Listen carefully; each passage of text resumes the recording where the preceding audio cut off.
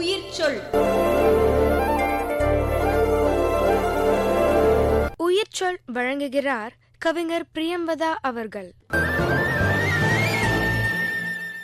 இன்னும் என்ன, அழகாய் தலை சீவி பூ முடித்து புத்தாடை போட்டு கண்களில் ஆர்வத்துடன் நிற்கும் சிறுமிக்கு நகரும் பேருந்திலிருந்து நான் செய்ய முடிந்ததெல்லாம் இரண்டாம் முறை அவளை திரும்பி பார்ப்பதுதான். நாக்கை நீட்டி உதட்டை சுழித்து வரும் அவள் சிரிப்புக்கு இன்னும் முடிந்தால் ஒரு சிறு கையசைப்பு. நான் ஒரு பேருந்துல பயணிச்சுட்டு இருக்கும்போது ஒரு சிறுமி அவங்க வீட்டில இருந்து அவங்க வெளியில வராங்க.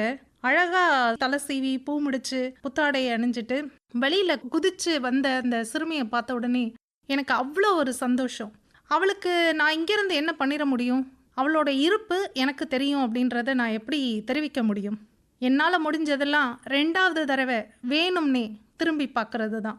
அந்த ரெண்டாவது தடவை நான் திரும்பி பார்க்கும்போது அவகிட்டேருந்து வரும் இல்லையா, ஒரு பொங்கி வரும் ஒரு சிரிப்பு, அவள் நாக்கை நீட்டி உதட்டை சுழித்த ஒரு சிரிப்பு சிரிப்பாளே ஒரு சிரிப்பு, அதுக்கு முடிஞ்சிச்சுன்னா இன்னும் ஒரு பரிசா, இன்னும் ஒரு மரியாதையா ஒரு சிறு கையசைப்பு, யாருக்கும் தெரியாமல் ஒரு டாட்டா காமிச்சிட்டு வந்தேனாக்க அந்த குழந்தையோட நாளும் நல்லாயிருக்கும், ஏனாலும் நல்லாயிருக்கும். அதை குறித்தான எனது கவிதை தான் இது.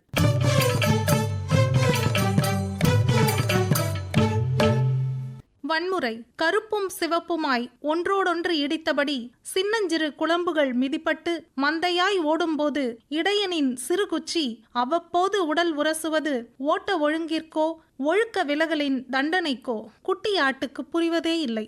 என்றாலும் அன்றாட வாழ்க்கையின் அங்கமாக ஆகிவிட்டது இடையனின் கைக்கோல். கொழுகொழுத்து வளர்ந்த பின் கசாப்பு கடைக்காரனின் கையில் வெட்டறிவாளின் கூர்மையை பார்க்கும் வரை புரியவே இல்லை சிறு கோலில் ஒளிந்திருந்த வன்முறை.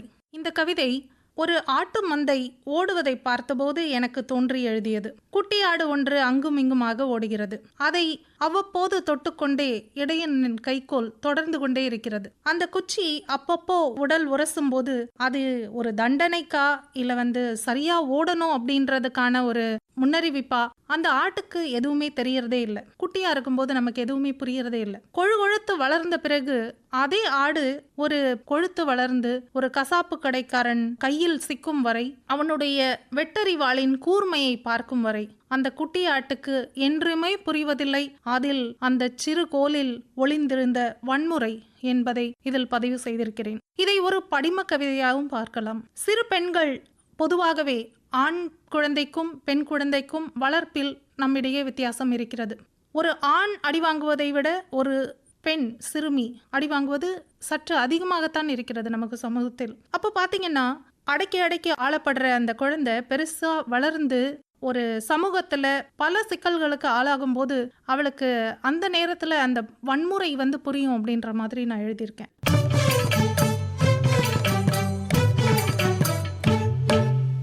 ஓவியக்கணம் புத்தகத்தில் அச்சிட்ட படத்தை தன் கைவிரல் வளைவுகளில் காகிதத்தில் பதிக்க முனைகிறாள் சிறுமி.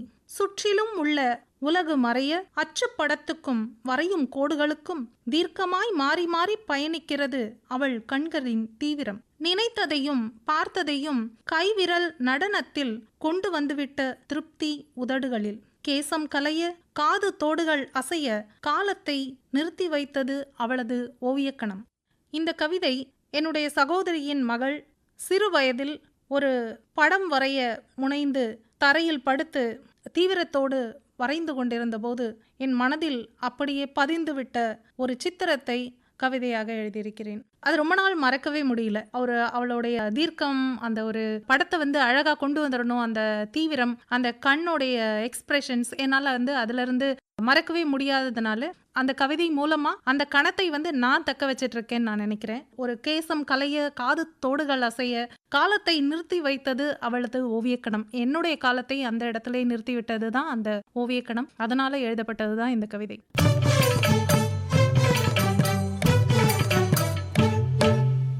நட்புக்கு மனதின் மணல் வெளியில் 1000 நட்பு கால்களின் காலடி தடங்கள். தூக்கி நிறுத்தப்படும் போது மட்டுமே மதிக்கப்படும் சர்க்கஸ் கூடாரமாய் தாங்கி பிடிக்கிறார்கள் ஒவ்வொருவரும். அத்தனை கால்களிலும் நான் நிற்பதை உணராமல் மார்தட்டி சொல்கிறேன் வெற்றிகள் எனதென. அவ்வப்போது வித்தைக்காரன் சாட்டை சொடுக்கி நிற்க வைக்கிறான் என்னை சிறு முக்காலியில் யானையாய். மண்டியிட்டு திரும்பியவுடனே என்னை மறந்து எக்காலமிடும் மிருகமாகி மதம் பிடித்து ஓடுகிறேன். மதநீர் பட்டு தெரிக்கிறது என் நண்பர்களின் குருதி மேலே மீண்டும் மீண்டும். நம்ம நண்பர்களை பொதுவாக ரொம்ப சாதாரணமாக எடுத்துக்கிறோம். அதாவது என்னுடைய நண்பர்கள் தானே, எது வேணா பேசலாம், என்ன பண்ணாலும் நட்பு அப்படிங்கிற ஒரு விஷயம் இருக்கிறதுனால அவங்களுக்கு எதுவுமே வலிக்காது அப்படின்னு கூட நம்ம சில நேரம் எடுத்துக்கிறோம். அப்படி அந்த மாதிரி ஒரு சில நேரங்களில் குற்ற உணர்வில் இந்த கவிதையை நான் எழுதியிருக்கேன். அதாவது இந்த வாழ்க்கையில் நான் இந்த அளவுக்கு வந்திருக்கேன் அப்படின்னா கண்டிப்பாக என்னை தூக்கி பிடிச்சு நிறுத்துறதுக்கான கரங்கள் நிறையவே இருந்திருக்கும். அதில் முக்கியமான இடம் வகிக்கிறதுன்னு பார்த்தீங்கன்னா என்னுடைய நண்பர்கள், என்னுடைய குடும்பம், என்னை சுற்றி இருக்கிற பல பேர். இந்த சமூகம் மொத்தமாய் தூக்கி பிடித்து நிறுத்தும் போது தான் என்னால் உயர்ந்து நிற்க முடியும். அந்த மாதிரி என்னை ஒரு 10 பேர் தூக்கி பிடிச்சு நிறுத்தின பிறகு நான் என்ன நினைக்கிறேன்னா இந்த வெற்றியெல்லாம் என்னோடதுன்னு நினைக்கிறேன். அந்த மாதிரி ஒரு சூழ்நிலை வரும்போது அத்தனை கால்களிலும் நான் நிற்பதை உணராமல் மார்தட்டி சொல்கிறேன், வெற்றிகள் எனதென. யாருமே இல்லாமல், என்னுடைய நண்பர்கள் இல்லாமல், என்னுடைய குடும்பம் இல்லாமல், இந்த சமூகம் இல்லாமல் நான் ஒரு வெற்றியை அடைவதென்பது சாத்தியமே இல்லை. அதற்காக தான் எப்போவுமே ஒரு பக்கம் நம்ம ஒரு ஆணவத்தில் ஆடினோம்னா கடவுள் நம்மளை சாட்டையை சொடுக்கி இதுதான் உன்னிடம், சின்ன ஒரு முக்காலியில் ஒரு யானையை நிறுத்துற மாதிரி கடவுள் அப்பப்போ சாட்டை சொடுக்கி நம்மளை ஒரு இடத்துல நிறுத்துவார்.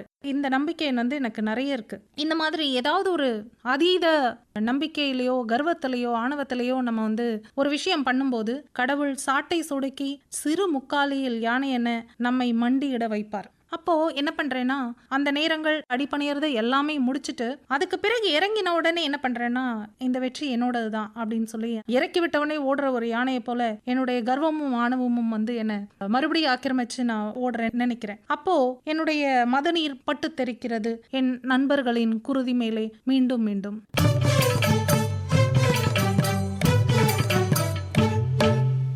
இன்மையின் இருப்பு. எந்தவித நோக்கமுமின்றி ஒளி வழங்கி சுற்றி வரும் நிலாவாய் 24 மணி நேரத்துக்குள் சுற்றி வருகிறேன். காலை விழுங்க வந்த மலைப்பாம்புகள் இயலாமையின் பெருமூச்சுடன் கடந்து செல்கின்றன. நான் நடக்கும் அதே பாதையில் ஒளிவட்டம் சுழலும் தலைக்கு பின் என் ஞாபகத்தையும் வைத்தபடி திரும்புகிறார் கடவுள். இன்மையையும் இருப்பையும் ஒரு சேர சுமந்தபடி சந்தோஷமாய் நடக்கிறேன் அவர் அமைத்த சாலையில். இந்த கவிதையில் இந்த மலைப்பாம்புகள் அப்படிங்கிற ஒரு உருவம் தான் முக்கியமானதுன்னு நினைக்கிறேன். நம்மளை சுற்றி நிறைய விஷயங்கள் நடந்தபடியே இருக்கும். நிறைய கெட்ட விஷயங்கள் இருக்கும், நிறைய நல்ல விஷயங்கள் இருக்கும். நிறைய கெட்ட மனிதர்கள் இருப்பாங்க, நல்ல மனிதர்கள் இருப்பாங்க. ஆனால் ஒரு கெட்ட விஷயங்கள் எல்லாம் ஒரு மலைப்பாம்பாக நம்ம ஒரு கற்பனை பண்ணோம் அப்படின்னா என்னுடைய வாழ்க்கையில் பொறுத்த வரைக்கும் இந்த கெட்ட விஷயங்கள் அப்படிங்கிறது ஒரு காலை விழுங்க வந்த ஒரு மலைப்பாம்பு இயலாமையோடு பெருமூச்சு விட்டு என்னை கடந்து போகிற மாதிரி, அதனால முடியல அப்படிங்கிறத தோல்வியை ஒப்புக்கொண்டு போகிற மாதிரி எனக்கு ஒரு படிம பார்வை நிறைய பேர் மேல இருந்திருக்கு. நான் நடக்கிற அதே பாதை தான். அந்த மலைப்பாம்பும் நான் நடக்கிற அதே பாதையில் தான் போகிறது. பெருமூச்சுடன் செல்கிறது, இயலாமையில் செல்கிறது. என்ன விஷயம் அப்படின்னு பார்த்தீங்கன்னா ஒளிவட்டம் சுழலும் தலைக்கு பின் என் ஞாபகத்தையும் வைத்தபடி திரும்புகிறார் கடவுள். எந்த மாதிரி ஒரு சிச்சுவேஷன் வந்ததுனாலும் கடவுளுக்கு என்னுடைய ஞாபகமும் இருக்கு அப்படிங்கிறத ஆழமாக நம்பிக்கை துணிக்க சொல்கிறது தான் இந்த கவிதை. இந்த உலகத்தில் கோடிக்கணக்கான உயிர்கள் இருக்கு, ஆனால் என்னுடைய ஞாபகம் கடவுளுக்கு இருக்கு அப்படிங்கிறத நான் ரொம்ப ஸ்ட்ராங்காக நம்புகிறேன். இன்மையையும் இருப்பையும் ஒரு சேர சுமந்தபடி என் வாழ்க்கையில் இன்மையும் இருந்திருக்கு, அதாவது எதுவுமே இல்லாத நேரமும் இருந்திருக்கு, இருப்பும் இருந்திருக்கு. ஆனால் இது எதையுமே நம்ம பிரித்து பார்க்க வேண்டியதில்லைன்னு நினைக்கிறேன். ஒரு விஷயம் இல்லாமல் இருப்பதும் ஒன்றே தான். கடவுள் மட்டும் நம்ம பக்கம் இருக்காரு அப்படிங்கிறது நம்ம நம்பிக்கை இருந்ததுன்னா நமக்கு எதுவுமே இல்லை அப்படிங்கிற ஒரு விஷயத்தையும் எல்லாம் இருக்கு அப்படிங்கிற ஒரு விஷயத்தையும் ஒரு சேர சமமாக நம்மளால பார்க்க முடியும். இதை பார்த்தோம்னா இந்த கவிதையில சொல்ற மாதிரி எந்தவித நோக்கமுமின்றி ஒளி வழங்கி வரும் சுற்றி வரும் நிலாவாய் 24 மணி நேரத்துக்குள் நாம் பயணித்துக்கொண்டே போக முடியும்.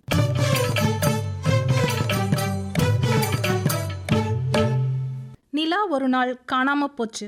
வானத்திலிருந்தும் பால் வெளியிலிருந்தும் கதைகளிலிருந்தும் அகராதிகளிலிருந்தும் நிலா ஒரு நாள் காணாம போச்சு. பிள்ளைகள் சாப்பிட அடம்பிடித்தும் கதைகள் நிலாவின் தன்மை மறைந்தும் காதலர்கள் உவமை இல்லாமல் தவித்தும் மாதங்கள் அமாவாசை பௌர்ணமி இல்லாமலும் வருடங்கள் கிரணங்கள் இல்லாமலும் பூமி அழகற்று போனது. மாற்றங்களில் அதிர்ந்த வானவியலாளர்கள் அண்டமெங்கும் நுழைந்து தேடி பார்த்தார்கள். நாட்கள் நகர்ந்ததும் மாலை நேரங்களில் ஒளிமயமான ஒரு உருண்டை தோன்றியது. சூரியனை ஒத்த, சூரியனை விடவும் சூடான நெருப்புருண்டையாக வானை வலம் வந்தது. விடியல் அற்று, இரவு பகல் அற்று, ஓமைகள் அற்று, குளிர்மையற்று, கதைகளற்று நிலா ஆனது இரண்டாம் சூரியன். ஒரு தட்டையான பார்வையில் இந்த கவிதையை படித்தோமானா, ஒருவேளை நம்ம மாலைகளை அழகாக்குற இந்த நிலா நம்ம வாழ்க்கையில் இல்லாமே போயிடுச்சுன்னா அந்த மாலைகள் நமக்கு எப்படி இருக்கும் அப்படிங்கிற ஒரு விஷயத்த விளக்குற மாதிரி தான் இருக்குது. என்ன ஆகும் இல்லையா? இந்த நிலா நம்ம பிறந்ததுலேருந்து இரவு சாப்பாடுகளில் நம்ம கூடவே பயணிச்சுட்டு வர ஒரு விஷயம்.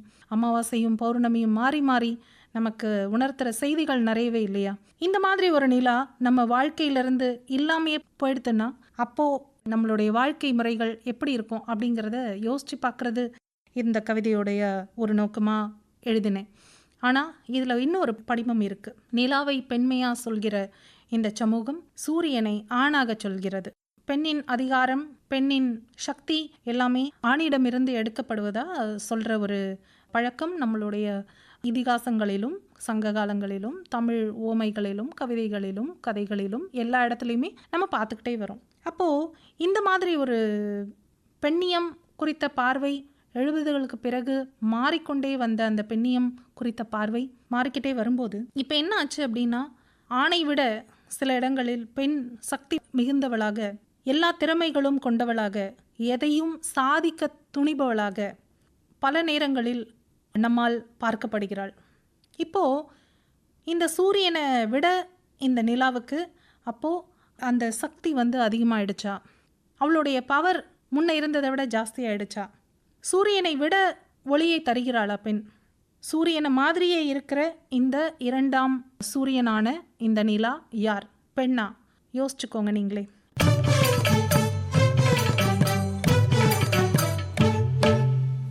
இது ஒரு சிறிய கவிதை. மருதாணி. மருதாணி இட்ட எல்லா கரங்களும் தகுதி உடையவை, முத்தங்கள் பெறவும் முகத்தை புதைத்து கொள்ளவும். இதோட இந்த கவிதை முடிஞ்சிருது. மருதாணி நிறைய பெண்களில், குழந்தைகளில் சின்ன வயதிலிருந்தே கூடவே பயணிக்கிற ஒரு அழகான விஷயம். கைகளை அழகாக்குறதும் தாண்டி அதில் ஆரோக்கியமும் இருக்குது அப்படிங்கிறது நமக்கு நிறையவே தெரியும். இந்த மருதாணி பூவுடைய வாசனையை என்னைக்காவது நீங்கள் முகந்து பார்த்துருக்கீங்களா? இந்த மருதாணி செடி ரொம்ப சிம்பிளாக நம்ம வீட்டு தோட்டங்களில் ஈஸியாக வளர்ந்துடும். ஒரு சின்ன தொட்டி வச்சு நீங்கள் அந்த மருதாணி செடியை வளர்த்துற முடியும். ரொம்ப ஈஸியாக உடைக்க வளர்ந்து நம்ம கைகளை அழகாக்குற ஒரு அருமையான ஒரு மூலிகை தான் அது, ஒரு சின்ன செடி. இந்த மருதாணி அப்படின்னு பார்த்தா நமக்கு உடனே அந்த பால்யம், எனக்கெல்லாம் பார்த்திங்கன்னா அந்த மருதாணி அப்படிங்கிற ஒரு விஷயம், அதோடைய வாசனை, அதோடைய நிறம், அதோடைய அழகு அப்படி என்னை தூக்கி போய் பால்யத்தில் போட்டுரும். சின்ன வயசுலேருந்து அந்த மருதாணியை வச்சு அரைச்சி நைட் ஃபுல்லாக அதை கலையாமல் வச்சுருந்து மறுநாளைக்கு அதையெல்லாம் எடுத்து அந்த பொறுக்குகளை எல்லாம் நீக்கிட்டு அந்த சிவந்த கைகளை எடுத்து பார்த்து அதை சந்தோஷப்பட்டுக்கிற ஒரு மனநிலை நம்ம எல்லாருக்குமே என்ன மாதிரியே பொதுவானது தான். ரொம்ப பிடிச்சமான ஒரு விஷயம் கூட. இதில் என்னென்னா, அன்னைக்கு மருதாணி எந்த வாசனையை கொடுக்குதோ, நான் இப்போ வர்ற பவுடர் மருதாணி, அந்த மெஹந்தி கோன் அதை பற்றிலாம் சொல்லலை. பொதுவாக நீங்கள் அரைச்சி வச்ச மருதாணியில் ஒளிஞ்சிக்கிட்டு இருக்க அந்த வாசனை இருக்கு இல்லையா, அது முதல் நாள் மாதிரியே கிட்டத்தட்ட ஒரு வாரம் நீங்கள் திரும்ப திரும்ப கையெடுத்து முகர்ந்து பார்த்துக்கலாம். ஒரு அழகான ஒரு வாசனை அது தொடர்ந்துக்கிட்டே இருக்கும். அதை எப்போல்லாம் நம்ம எந்த சூழ்நிலையில் இருந்தாலும் அந்த மூடி கொஞ்ச நேரம் கை வச்சுட்டு அதுக்கு பிறகு எடுத்து முகர்ந்து பார்த்தா அவ்வளோ அருமையாக ஒரு வாசனை அடிக்கும். அதை விட அந்த மருதாணி பூவுக்கு ஒரு மயக்கும் நறுமணம் உண்டு. அந்த மருதாணி இட்ட கரங்களை பற்றி தான் இங்கே பேசியிருக்கிறேன். மருதாணி இட்ட எல்லா கரங்களும் தகுதியுடையவை, முத்தங்கள் பெறவும் முகத்தை புதைத்து கொள்ளவும். இதை விட என்னங்க அதுக்கு மரியாதை கொடுத்துட முடியும்? எந்த கரங்களாக இருந்தாலும் சரி, நமக்கு கொஞ்சமாக தெரிஞ்ச ஒரு பெண்ணுடைய கை கூட நம்ம டக்குன்னு எடுத்து கை தொட்டு பார்த்து, மருதாணி ரொம்ப அழகாக இருக்கே அப்படிங்கிற மாதிரி ஒரு 2 வார்த்தையாவது பரிமாறி நமக்கு அந்த கை பிடிச்சு பார்க்குற ஒரு நெருக்கத்தை உருவாக்கக்கூடியது அந்த மருதாணி. இந்த மருதாணியிட்ட அனைத்து கரங்களும் முத்தங்கள் பெறவும் முகத்தை புதைத்து கொள்ளவும் தகுதியுடையவை என்பதை தான் இந்த கவிதையில் சொல்லியிருக்கிறேன்.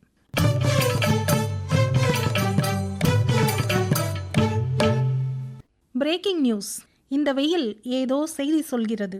பூமி ஒருமுறை புரண்டு படுக்கவோ அல்லது காற்றுடன் கூடிய புயலுடன் பெருமழை அடிக்கவோ நம்மிடம் சொல்ல அதனிடம் ஏதோ இருக்கிறது. வெயிலின் மொழி புரியாதவரை, கடலின் முனகல்களில் சந்தேகம் எழாதவரை, பறவைகளின் படபடப்புகள் தொந்தரவுகள் தராதவரை அதிகமாகிக் கொண்டே போகக்கூடும் நமக்கு பிரேக்கிங் நியூஸ் கிடைப்பதற்கான வாய்ப்புகள். இது ஒரு சூழலியல் குறித்த கவலையுடன் எழுதப்பட்ட ஒரு கவிதை. நம்ம எல்லாருக்குமே தெரியும், புவி வெப்பமயமாதல். இந்த ஒரு 2 பத்தாண்டுகளாகவே நாம் இதை பற்றி தொடர்ந்து உரையாடி கொண்டே இருக்கிறோம். பொது சமூக வெளியில் இதை பற்றிய உரையாடல், அக்கறை, புரிதல் மிக மிக குறைவாகத்தான் இருக்கிறது என்று தான் சொல்ல வேண்டும். அரசாங்கங்கள் பெருமுயற்சிகள் எடுத்து வருகின்றன. கொஞ்ச நாள் முன்னாடி என்ன பண்ணாங்கன்னா, பாரிஸ் உடன்படிக்கை அப்படின்னு ஒன்று உருவாக்கினாங்க. நிறைய நாடுகள் கூடி புவி வெப்பமயமாதலை தடுக்கவும் தவிர்க்கவும் உடன்படிக்கை செய்து கொண்டன. இப்போ என்னன்னு பார்த்தீங்கன்னா, நம்மளுடைய புவி ஒரு 1.5%, அதாவது 1.5% அதிக இப்போ இருக்கிறத விட அதிக வெப்பமாக ஆகும் அப்படிங்கிற ஒரு தரவு விஞ்ஞான உலகத்தில் பரபரப்பாக பேசப்பட்டு வருது. இப்போ இருக்கிற வெயிலையே நம்மளால் சமாளிக்க முடியல. மெட்ராஸில் இருக்கிற 35 டிகிரி, 38 டிகிரி, 40 டிகிரி பொறுக்கவே முடியல.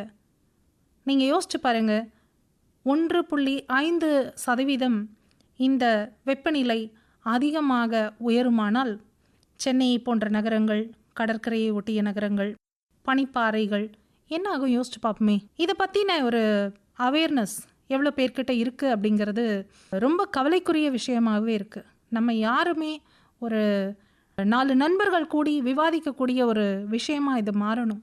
அந்த மாதிரியான ஒரு சீரியஸ்னஸை நோக்கி நம்மலாம் போயிட்டுருக்கோம் அப்படிங்கிறத நம்ம உணரணும்னு நினைக்கிறேன். இவ்வளோ தீவிரமான ஒரு விஷயத்தை, நம்ம எல்லாரையும் பாதிக்கக்கூடிய ஒரு விஷயத்தை இவ்வளோ கேர்லெஸ்ஸாக யாருமே ஹேண்டில் பண்ண மாட்டாங்க. இப்போ என்ன கேட்டிங்கன்னா, இந்த பொறுப்பு வந்து அரசாங்கங்கள்கிட்ட மட்டும் இல்லைங்க, நம்மக்கிட்டேயும் இருக்குது, நம்ம ஒவ்வொருத்தர்கிட்டையும் இருக்குது. இன்ஃபேக்ட் நான் அதை பற்றி கொஞ்சம் டீட்டெயிலாகவே சொல்லணும்னு ஆசைப்பட்றேன். ஒரு 10 தொட்டியில் ஒரு செடி வைங்க, இல்லை ஒரு 5 தொட்டியில் செடி வைங்க, இல்லை உங்கள் வீட்டுக்கு பின்னாடி இடம் இருக்கா செடி வைங்க. உங்களுக்கு எதுவுமே இல்லையா, மேன்ஷனில் இருக்கீங்களா, இல்லை ஒரு ஹாஸ்டலில் இருக்கீங்களா, பக்கத்தில் போய் ஒரு பார்க்கில் ஒரு மரம் நடுங்க. எல்லாருக்கும் பொறுப்பு இருக்குங்க. இதில் என்ன ஆகும்னு நான் சொல்கிறேன். இந்த 5 தொட்டியில் நீங்கள் செடி வைக்கிறீங்க, அதுக்கு தினம் நீங்கள் தண்ணி ஊற்றி ஆகணும் இல்லையா?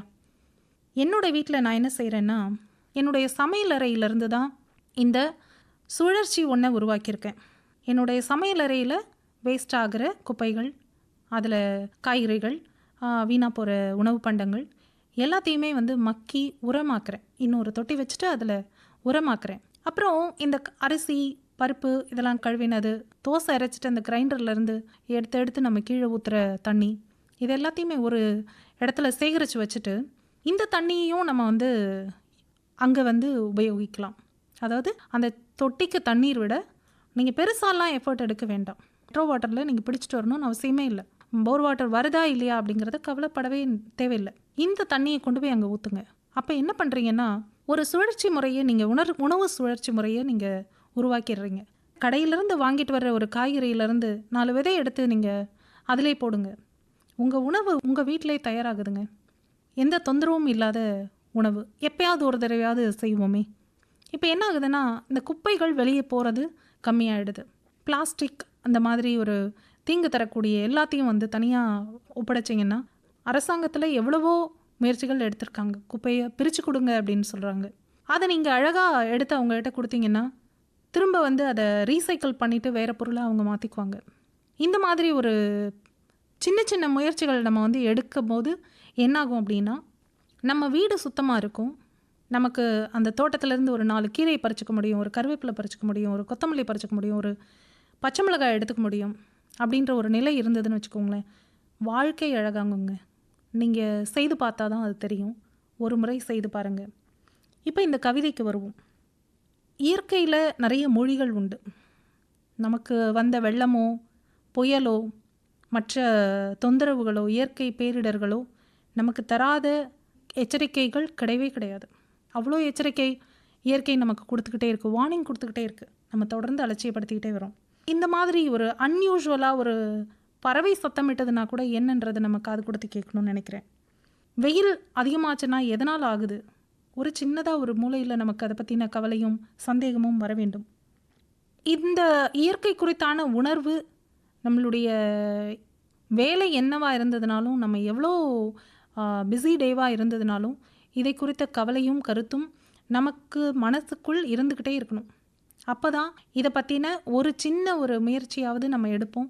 நம்ம அரசாங்கங்களுக்கு அது ஒரு பெருமுயற்சியாக வந்து அது வாய்க்கக்கூடும். அதுக்காக எழுதினது தான் இந்த பிரேக்கிங் நியூஸ் என்ற கவிதை.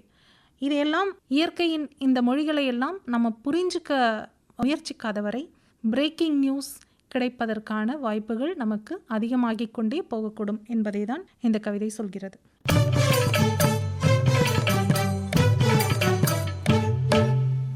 வசை. கொட்டும் மழையில் தள்ளாதவர்கள் சிக்னலில் காத்து நிற்க 3 இருக்கை காலியாய் வைத்து காரில் பயணிக்கும் என் மீது வசை சொற்களை வாரி இறைத்து எழுதி எழுதி அழிக்கிறது அழுகிறது மழை. இது என்னுடைய சொந்த அனுபவம் தான். ஒரு நாள் அலுவலகத்துக்கு காரில் பயணிச்சிட்டு இருக்கேன். எனக்கு பக்கத்தில் ஒரு இருக்கை காலியாக இருக்குது, எனக்கு பின்னாடி 2 இருக்கை காலியாக இருக்குது. ஒரு சிக்னலில் நிற்கிறேன். ஒரு 4-5 பேர் அந்த மழையில் நனைஞ்சபடி, கொட்டுற மழையில் நனைஞ்சபடி சிக்னலை கிராஸ் பண்ணுறதுக்காக அவங்க நின்றுட்டுருக்காங்க. அவ்வளோ குற்ற உணர்வாக இருக்குது. அந்த காருடைய பின் இருக்கை முன்னிருக்கை எல்லாத்தையுமே காலியாக வச்சு நம்ம பயணிக்கிற அந்த ஒரு விஷயம் இருக்குது இல்லைங்களா, ரொம்ப வலி தரக்கூடிய விஷயம். அதை பற்றி எழுதியிருக்கேன். கவிதைக்கு வந்தோம்னா இதை ஒரு வசையாக, என் மீது விழுகிற வசையாக அந்த மழையை பார்க்கிறேன். அது எழுதி எழுதி அழிக்கிறது அழுகிறது மழை என்று எழுதியிருக்கேன்.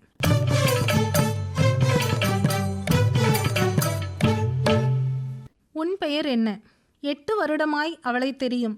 காலையில் அலுவலகத்திற்குள் நுழையும் முன்னே துடைத்து பெருக்கி தண்ணீர் பிடித்து வைக்கும் இன்ன பிற உதவிகள் செய்தவள். நாளையிலிருந்து வேலையிலிருந்து நின்றுவிடப் போவதாய் சொன்னாள். எப்போதும் போல செருக்குடன் சொன்னேன், தொடர்பில் இரு, உதவிக்கு ஃபோன் செய் என்று. வெகுநேர கூச்சத்துக்கு பிறகு மெதுவே கேட்டேன், உன் பெயர் என்ன என்று. இது என்னுடைய சொந்த அனுபவம். எனக்கு ரொம்ப நல்லா தெரிஞ்ச பெண்மணி. தினமும் நான் பார்த்து புன்னகைக்கிற, எப்படி இருக்கீங்க, சாப்பிட்டீங்களா அப்படின்ற கேட்குற ஒரு பெண்மணி தான் அவங்க. அவங்க ரொம்ப நாள் என்னுடைய அலுவலகத்தில் பணியாளராக வேலை செஞ்சிட்ருக்காங்க. அவங்கக்கிட்ட அப்பப்போ நான் பேசுகிறது வழக்கம். ஏதாவது ஒரு விஷயம் நல்லா விசாரிக்கிறதெல்லாம் வழக்கம். அவங்க திடீர்னு ஒரு நாள் வந்து சொன்னாங்க, நாளையிலேருந்து வரமாட்டேம்மா, இந்த மாதிரி வேலையை விட்டுட்டேன், வேறு சைட்டில் நான் வந்து ஒர்க் பண்ண போகிறேன் அப்படின்னு சொல்லிட்டு. சொல்லும்போது நமக்கு ஒரு உயரதிகாரி இல்லையா, நம்ம வந்து ஒரு செருக்கு இருக்கும் நமக்கு பொதுவாகவே.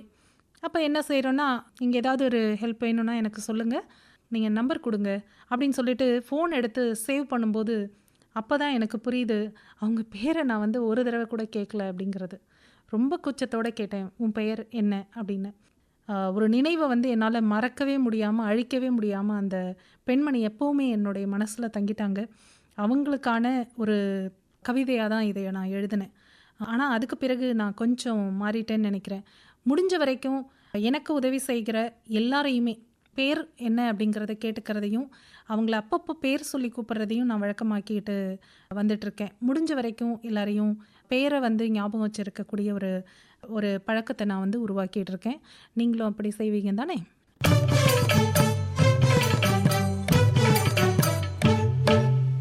தேவதைகள். சாலையில் போகையில் எங்கெங்கும் புழுக்கமும் வியர்வையும் கசிந்து கழுத்தில் வடிகையில் மழை மேகமென கடந்து போகிறார்கள் என் தேவதைகள். கண்கள் சிவந்தபடியும் சூழ்நிலையை சுகமாக்கியபடியும் சில நேரங்கள் கொட்டாவி விட்டு சுமந்து செல்வோரின் தோளில் அழகாய் துவண்டு விழுகின்றனர். மீண்டும் மீண்டும் பார்க்க வைக்கும் அவர்கள் கவனத்தில் எப்படியேனும் பதிந்துவிட வேண்டி சமிக்ஞைகள் செய்கிறேன், புன்னகைத்து விக்கிறேன், கையசைத்து நிற்கிறேன். சொப்பு கண்களில் மிதக்கும் கண்ணீரில் ஒவ்வொரு துளி சேர்த்து மாலை தொடுத்து கொள்ளும் நோக்கத்தோடு அவர்களை பின்தொடர்கிறேன் புன்னகையுடன். ஒரு விஷயம் எல்லாருமே பண்ணியிருப்போம். ரோட்ல போயிட்டு இருக்கோம், ஒரு சினிமாவுக்கு போறோம், ஷாப்பிங் போறோம். எல்லா நேரங்கள்லையும் நம்மள ஒரு நிமிஷமாவது திரும்பி பார்க்க வைக்கிற ஒரு சக்தி குழந்தைகள்கிட்ட இருக்கு. அவங்க என்ன செஞ்சாலும் அழகா இருக்கு, கொட்டாவி விட்டா கூட அழகா இருக்கு, தூங்கினாலும் அழகா இருக்கு, அழுதாலும் அழகா இருக்கு. நம்முடைய வாழ்க்கையை வந்து ரொம்ப அழகாக்குறவங்க இந்த குழந்தைகள். இவர்களுடைய கவனத்தில் எப்படியேனும் பதிந்து விட வேண்டி சமிக்ஞைகள் செய்வது என் வழக்கம். எப்படியாவது அவங்ககிட்ட, அவங்க பார்வையில நான் பட்டுடணும் அப்படிங்கிற ஒரு ஆவல் எனக்கு எப்பவுமே உண்டு. அது ஒரு சிறு பிள்ளைத்தனம் தான். ஒரு சமிக்கைகள் செய்து அவர்கள் கவனத்தை திசை திருப்புவது, புன்னகைப்பது, கையசைப்பது, இதை நான் தொடர்ந்து செய்து கொண்டே இருக்கிறேன். அவர்கள் சொப்பு கண்களில் மிதக்கும் கண்ணீரில் கூட ஒவ்வொரு துளியாய் எடுத்து அதை மாலையாய் கோர்த்து அணிந்து கொள்ள மாட்டோமோ என்ற அவர்களை பின்தொடர்ந்து புன்னகையுடன் சென்று கொண்டே இருக்கிறேன். இது என்னுடைய வாழ்க்கையில தினமும் நடக்கிற ஒரு விஷயம். குழந்தைகள் நம்மளுடைய பார்வையில அவ்வளோ அழகா ஒரு தேவதைகளா நம்ம வாழ்க்கையில உயர்ந்து நிக்கிறாங்க. அந்த தேவதைகள் நம்ம வாழ்க்கைய, நம்முடைய வியர்வை வழியும் மாலைகளை, கூட்ட நெரிசல் தரும் அவஸ்தைகளை எவ்வளவு அழகாக இயல்பு மாற்றி நம்மை புன்னகைக்க வைக்கிறது என்பதை இந்த கவிதையில் பதிவு செய்திருக்கிறேன்.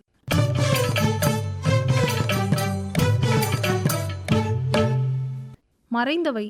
இருள் பிரியா காலைகளில் தினமும் வீட்டுக்கு வருவாள் அந்த பெண்மணி. தூக்கிச் செருகிய பழைய சேலை, அள்ளி முடிந்த கொண்டை, வெற்றிலை அதக்கிய வாய், இடது கையில் வைத்து தோளில் சுமந்த ஒரு முறமும் துடைப்பமும் பொடித்த சாம்பலும். வீட்டின் பின்புறம் சென்று கூடத்தை அவள் கடக்கும்போது வீடு முழுக்க மலத்தின் நாற்றம். சில வீடுகளில் புழக்கடை பக்க சந்து வழியாக மட்டுமே அவளது பிரவேசம். இன்னும் சில வீடுகளில் சாக்கடை ஓரம் கொட்டி கிடக்கும் மலம் அள்ளி போகும்போது சலனமற்று அவள் முகம். நாட்களும் நாகரிகமும் மாறிவிட நவீன கழிப்பிடங்களில் உள் சென்று வெளிவருகையில் என் ஞாபக அடுக்குகளில் சிசுவின் மலத்தை சுத்தம் செய்யும் தாயென நித்தமும் என்னை கடக்கிறாள். எனக்குள் மட்டும் அடிக்கடி ஒரு கேள்வி. 30 வருடங்கள் கடந்த பின்னும் சாப்பிட தட்டின் முன் குனியும் போது இடருமோ அவளது ஞாபக அடுக்குகளில் தோள் மீது சுமந்த மலத்தின் தோற்றமும் நாற்றமும். அந்த காலங்கள்ல நம்ம இவ்வளோ நாகரிகமான ஒரு கழிப்பிடங்கள் கிடையாதுங்க. அப்போ பார்த்தீங்கன்னா நம்ம வீட்டுக்கு பின்னாடி இருக்கிற ஒரு கழிப்பிடத்துல அசுத்தமா இருக்கிறதெல்லாம் கிளீன் பண்றதுக்குன்னு ஒரு சில பெண்கள் வந்து வீட்டுக்கு வருவாங்க. அதுல ஒரு பெண்ணை என்னால மறக்கவே முடியல. இப்போ என்ன பண்றோம்னா, நம்ம ரொம்ப நாகரிகமா தண்ணி ஊற்றி எளிதா கழுவுற மாதிரி ஒரு அமைப்பை வந்து நமக்கு விஞ்ஞானமும் அறிவியலும் உருவாக்கி இருக்கு. அதோடைய பிரச்சனைகள் வந்து நமக்கு புரியறதே இல்லை. கடந்த காலத்தை பத்தி நான் நினைக்கும் போது இந்த பெண்மணியை என்னால மறக்கவே முடியறதில்ல. அவங்களுடைய முகம் வந்து அவ்வளோ நிச்சலனமா இருக்கும். அந்த ஒரு வெற்றிலை ஐக்கிய வாய். அவங்க பேசவே மாட்டாங்க, பேசவே முடியாது இல்லையா? அவ்வளவு நாற்றத்தை வந்து எடுத்துக்கிட்டு நம்மளுடைய கழிவுகளை சுத்தம் பண்ணி ஒரு மனிதர் மலத்தை மனிதர் அள்ளும் கொடுமையான காலங்களில் அவங்களெல்லாம் எந்த மாதிரி நம்ம வச்சிருந்திருக்கோம் அப்படிங்கிற ஒரு பிரச்சனை வந்து எனக்கு அப்பப்போ தோன்றி மறைஞ்சுக்கிட்டே இருக்கு. நிறைய வருடங்களை கடந்த பிறகும் அப்பப்போ அவங்க ஞாபகம் வரும்போது எனக்கு இந்த ஒரு கவலை வரும். அவங்க சாப்பிட தட்டின் முன்னாடி குனியும் போது இந்த தோற்றமும் நாற்றமும் வந்து அவங்களுக்கு திரும்ப வந்து ஞாபகம் வந்து அவங்கள தொந்தரவு செய்யுமோ அப்படிங்கிற ஒரு கவலையோட நான் எழுதினது தான் அது.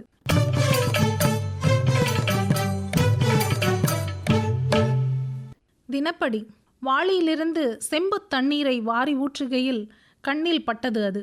நூற்றுக்கணக்கான கால்களும் பளபளக்கும் மேனியும் பரபரத்து நெளிந்தோடும் கருப்பான அருவருப்பாய். மேனி சிலிர்த்து மூளையிலிருந்த துடைப்பத்தால் பலமுறை அடித்து கொன்று போட்ட பின்னும் மேலெல்லாம் 1000 பூரான்கள் நெளிவது போலவே. பாவாடை சட்டை அணிந்திருந்த காலத்தில் ஓட்டு வீட்டு கூரையிலிருந்து விழுந்தோட உடம்பெல்லாம் பட்டை பட்டையாய் வீங்கி அரித்து சிவக்க மேனியெங்கும் சிவனார் போல் விபூதியில் குளித்த ஞாபகம் முதுகுத்தண்டில் சிலீரென்று.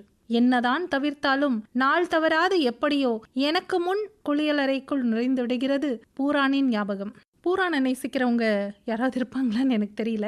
அதை பார்த்தா நமக்கு ஒரு பயம் இருக்கும் இல்லையா? ஒரே ஒரு தடவை நீங்க அந்த பூரானை வந்து உங்களுடைய பாத்ரூம்ல நீங்க பார்த்துட்டீங்கன்னா அதுக்கு பிறகு உங்களுக்கு முன்னாடியே அந்த குளியலறைக்குள்ள வந்து அந்த பூரானுடைய ஞாபகம் வந்துடும். நிம்மதியா நீங்க உங்களால வந்து குளிக்கவே முடியாது. இந்த மாதிரி ஒரு அனுபவத்துல எழுதினது தான் இந்த கவிதை. தினப்படியா ஆயிடும். குளியல் எவ்வளவு தினப்படியா ஆகுதோ அதே மாதிரி பூரான் ஞாபகம் வருவதை நம்மளால வந்து தவிர்க்கவே முடியாம அதை பத்தின ஒரு கவிதை தான் இது.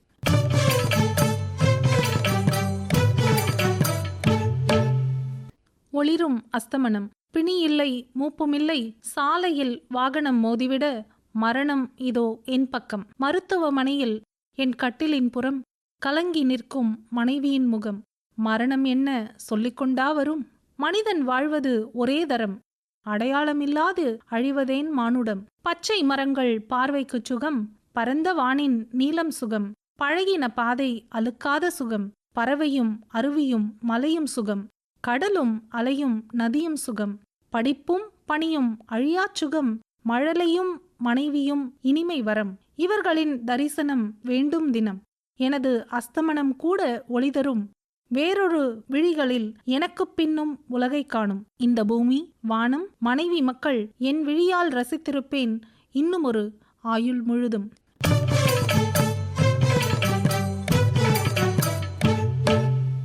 மொழிகளின் காதலி.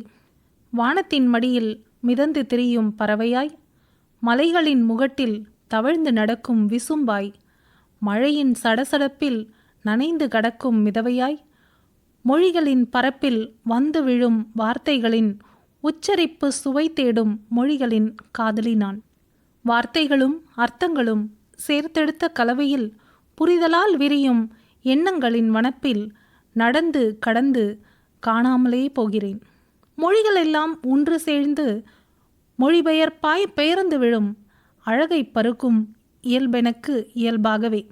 வேர்களை விட்டு விழுதுகளை ரசிக்கும் மொழிகளின் காதலியான எனக்கு என் மொழியாய் இருந்தால் என்ன, எம் மொழியாய் இருந்தால் என்ன? இந்த மொழியை வச்சு நம்மக்குள்ள நிறைய அரசியல் இருக்குது. என் மொழி பெரிது, உன்மொழி சிறிது, அதுபோல் நிறைய கம்பேரிசன்ஸ் இருக்குல்ல நம்ம வாழ்க்கையில். ஆனால் என்னை பொறுத்த வரைக்கும் நம்ம நினைக்கிறத சொல்கிறதுக்கு ஒரு கருவியாக நம்மக்கிட்ட நம்ம பிறந்ததுலேருந்து உடனே தொடர்ந்து வருகிற இந்த மொழிகள் மேலே ஒரு பெரிய காதல் உண்டு. அது தமிழாக தான் இருக்கணும்னு இல்லை, மற்ற மொழிகளாக இருக்கலாம். எதுவாக இருந்ததுனாலுமே அதோடைய உச்சரிப்பு சுவை, ஒவ்வொரு மொழியும் பிரிந்து அதோடைய சொற்றொடர்களில் ஒரு ஒலிக்கலவையோடு அது வந்து விழுகிற ஒரு அழகு, அதில் இருக்கிற சுவை. இங்கேயே நம்ம தமிழ்நாட்டிலே எடுத்துக்கிட்டிங்கன்னா எத்தனை மொழி, எத்தனை விதமான டயலெக்ட்ஸ். அந்த மாதிரி பிரித்து பார்த்திங்கன்னா அந்த மொழியை கவனித்து பார்த்திங்கன்னா அது அவ்வளோ அழகாக இருக்கும். அது எனக்கு ரொம்ப பிடிக்கும். அப்படிங்கிறதுனால என் மொழியாக இருந்தாலும் சரி, எந்த மொழியாக இருந்தாலும் சரி, அதாவது எம் மொழியாக இருந்தாலும் சரி, எனக்கு மொழிகள் மேலே அவ்வளவு பெரு விருப்பம்.